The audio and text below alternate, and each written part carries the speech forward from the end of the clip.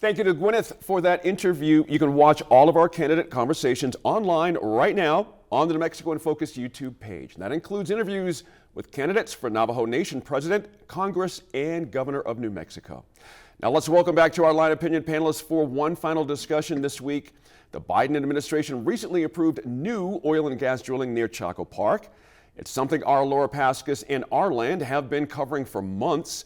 A legal challenge against the BLM and Interior Secretary Deb Haaland is aiming to stop the project from moving forward.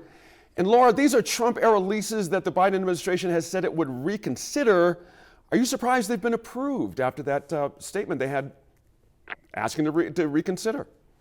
I was approved, to be honest. I mean, I think that certainly there's many people who supported the president in his election last time around in 2020, and I think their expectation was that he would be a champion for protecting these kinds of sites from fracking, from oil and gas and so forth. And I think that Deb Haaland, when she came out last year to Chaco, and I think it was in November, actually almost a year ago exactly, that's the sort of signal that they were sending, that they were going to, not do things like the Trump era approval of those leases. And so I was surprised to see that at some point changed. And I think they're going to get a lot of criticism as a result of that. Certainly these environmental groups have already challenged this in federal court. They're already looking to stop this. And I think they will have a reasonable argument to be made, certainly on historical and cultural grounds, if not environmental concerns about this this kind of fracking.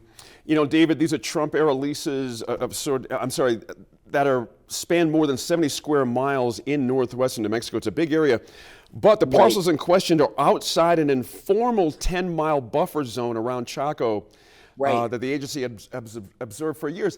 Why is it so complicated? It's complicated because I think it's one of those areas where you can put your liberal credibility on the line and say we're against this. Yet some of the players who are directly affected, the tribes, they want the jobs. It was like the uranium mine. They wanted the jobs. So it's the old economic, versus what's best. And it's difficult to know. So I think it's very interesting in light of like the Trump thing. It was horrifying that he did it. And yet here we are a few years later and the Democrat is doing it also because some of the players involved that will directly benefit from it are for it. So, it's like you have to make this sort of, how do you decide what's good and what's bad and whatever? There's just no one correct answer. There's always a gray area, which we constantly are swimming in. That's right. Daniel, interestingly, I think most folks would be surprised, 90% of the greater Chaco landscape is already leased for oil and gas development. And experts found that emissions, as a consequence, from drilling are causing health issues for residents. The Bureau of Land Management says it will allow public comment before it starts these new projects. So should these health concerns be taken more seriously? Tribe's saying it should be. What do you think?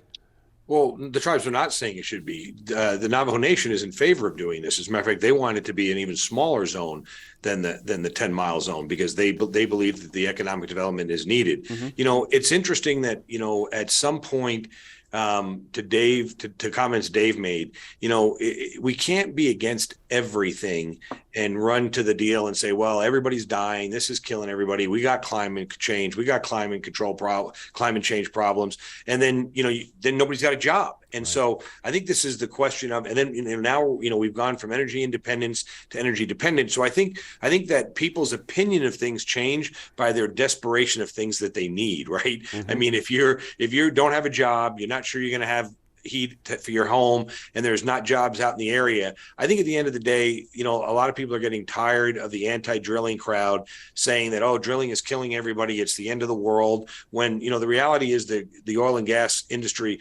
continues to change, continues to grow, continues to put in all types of safeguards. Is it 100% safe? It's not. But you know what?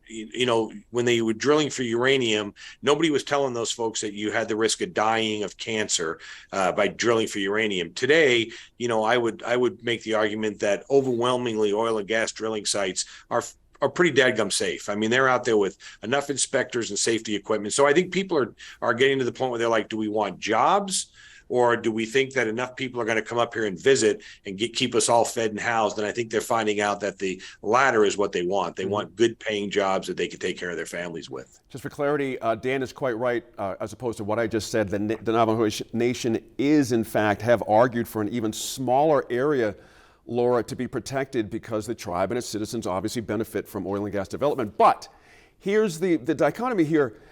Where does this put the Biden administration, and particularly our Secretary of the Interior, Holland? How does she navigate all these different perspectives? That's an awfully thin needle head to try to get something through here.